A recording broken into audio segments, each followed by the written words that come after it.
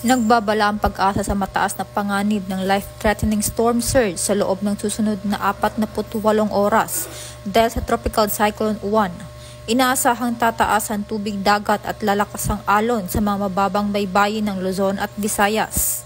Mahigit 3 metro ang posibleng storm surge sa Albay, Aurora, Cagayan, Camarines Norte, Camarines Sur, Catanduanes, Isabela, La Union, Pangasinan, Quezon at Sorsogon.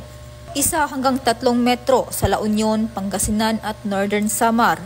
1 hanggang 2 metro sa Bataan, Batangas, Bulacan, Batanes, Cavite, Ilocos Norte, Ilocos Sur, Metro Manila, Pampanga, Zambales, Cagayan, Eastern Samar, Dinagat Islands at Surigao del Norte. Pinapayuhan ang mga residente na umiwas sa baybaying dagat, kanselahin ang mga aktibidad pangdagat at lumikas sa mas mataas na lugar.